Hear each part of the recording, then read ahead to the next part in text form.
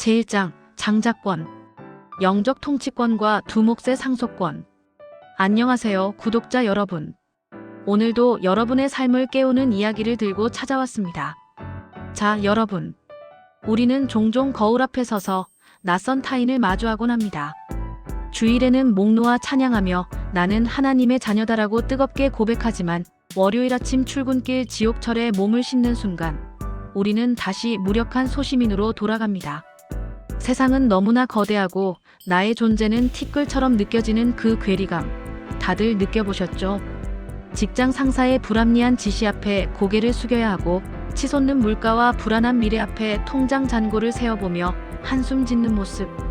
어쩌면 이것이 우리의 솔직한 자화상일지도 모릅니다. 교회 안에서는 왕같은 제사장이라 불리지만 세상이라는 광야에만 나가면 우리는 왜 이토록 초라해지는 것일까요? 성경은 우리에게 세상을 정복하고 다스리라 명했건만 정작 우리는 세상에 압도당해 하루하루를 버티는데 급급합니다. 혹시 우리는 우리 손에 쥐어진 엄청난 보석을 알아보지 못한 채 그것을 길가의 돌멩이처럼 여기고 있는 것은 아닐까요? 여기서 우리는 아주 오래된, 그러나 지극히 현대적인 한 질문과 마주해야 합니다. 여러분은 장자입니까? 아니면 차자입니까? 이 질문은 단순히 여러분이 집안에서 몇 번째로 태어났느냐를 묻는 호적 조사가 아닙니다.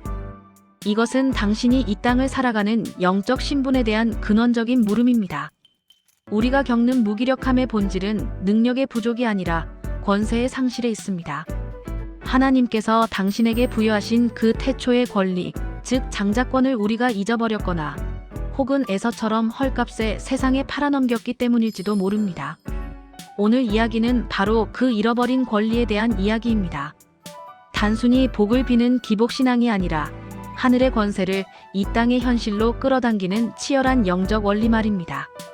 자, 시간을 거슬러 올라가 보죠. 광야의 바람은 거칠었고 태양은 사정없이 대지를 달구고 있던 어느 날이었습니다. 그 메마른 땅 위로 한 사내가 걸어옵니다.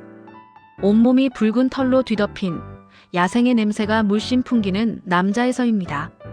며칠을 들판에서 헤맸는지 그의 눈은 퀭했고 입술은 바짝 타들어가고 있었습니다.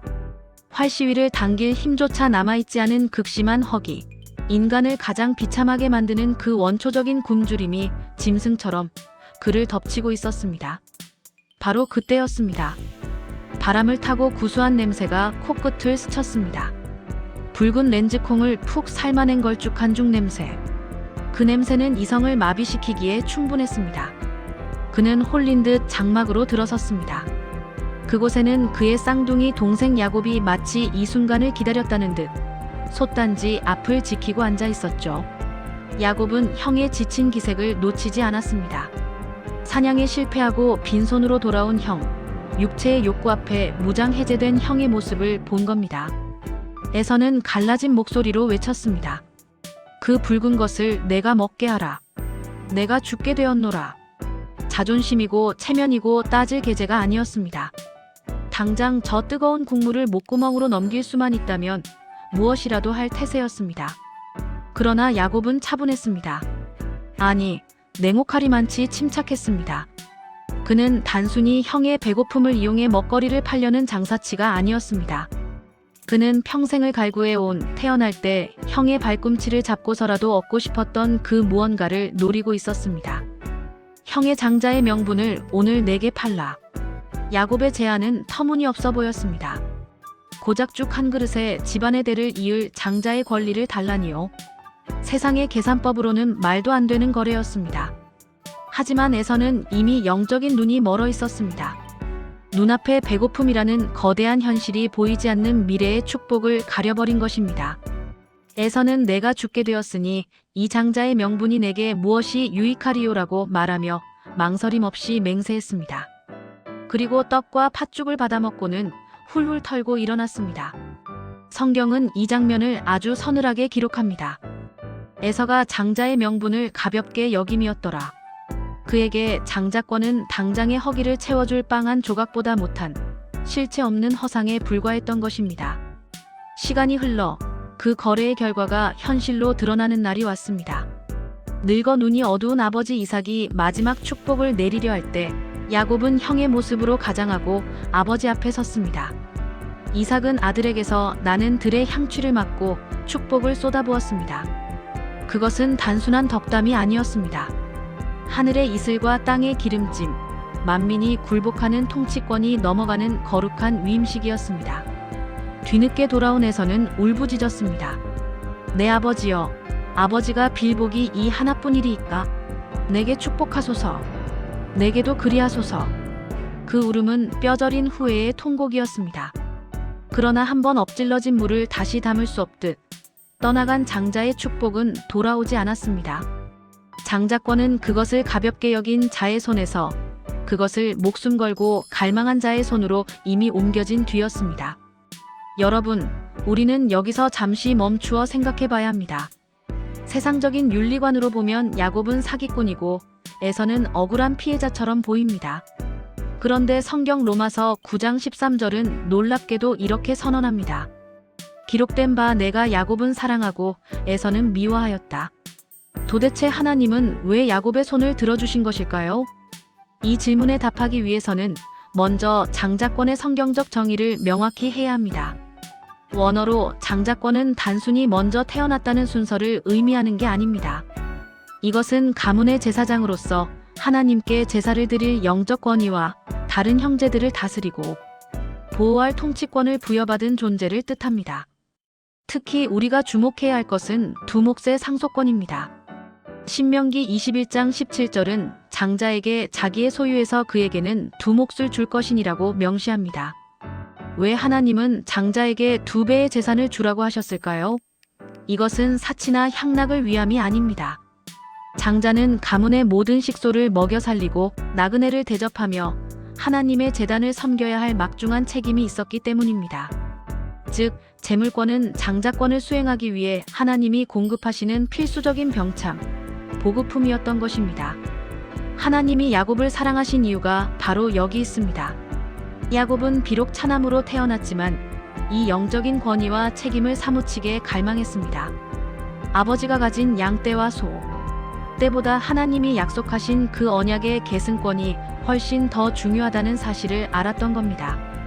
야곱의 욕심은 세속적인 탐욕이 아니라 하나님의 축복 없이는 살 수 없다는 절박한 신앙 고백이자 거룩한 욕심이었습니다.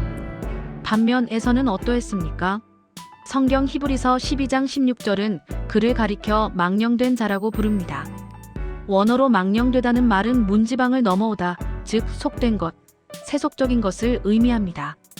에서는 눈에 보이는 배고픔이라는 현실 때문에 눈에 보이지 않는 영원한 가치를 헌신짝처럼 버렸습니다.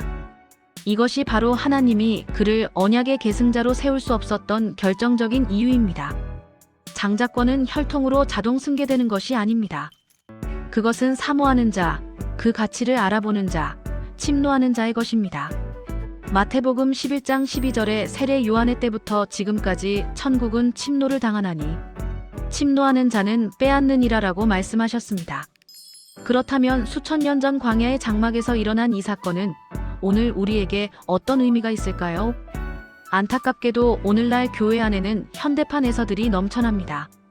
당장의 승진, 조금 더 높은 연봉, 안락한 노후라는 팥죽 앞에서 우리는 너무나 쉽게 성도의 자존심과 영적 권위를 팔아넘깁니다.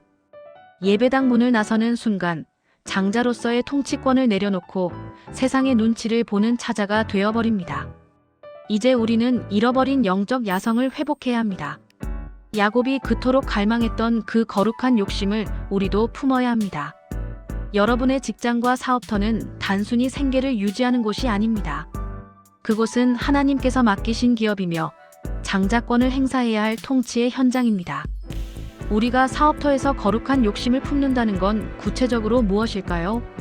첫째, 두 몫을 당당히 요구하십시오. 여러분의 사업이 잘 되어야 하는 이유는 여러분 혼자 잘 먹고 잘 살기 위함이 아닙니다.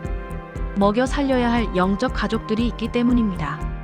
선교사를 후원하고 가난한 이웃을 돕고 하나님의 교회를 세우기 위해 주여 내게 갑절의 영감을 주시고 갑절의 물질을 허락하소서 라고 기도하는 것은 탐욕이 아니라 장자의 의무입니다.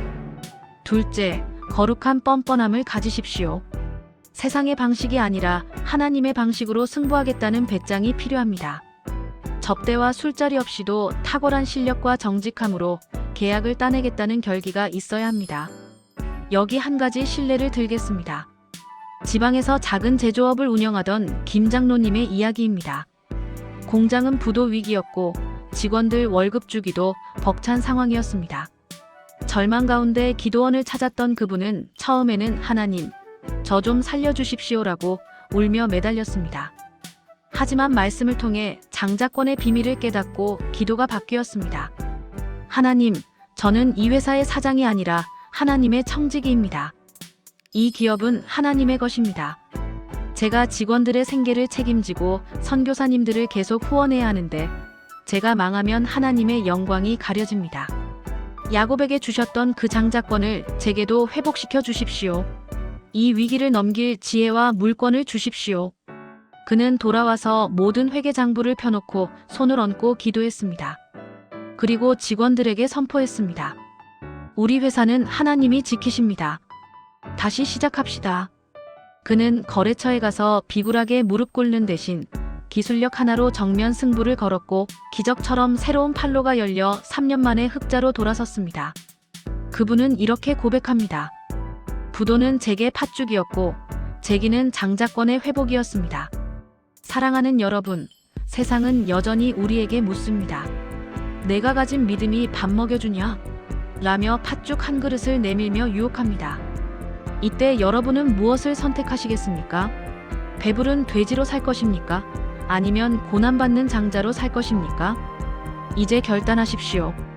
여러분은 이 시대의 영적 장자입니다. 하나님은 여러분에게 하늘의 권세와 땅의 기름진 복을 주시기로 이미 작정하셨습니다. 문제는 여러분의 그릇입니다. 에서처럼 현실에 안주하여 그 권리를 내팽개치지 마십시오. 야곱처럼 비록 흠이 있고 연약할지라도 하나님의 축복 없이는 한 발자국도 뗄 수 없다는 절박함으로 그 옷자락을 붙드십시오. 오늘부터 여러분의 일터에서, 가정에서 선포하십시오. 나는 장자다. 나에게는 갑절의 영권과 물권이 있다.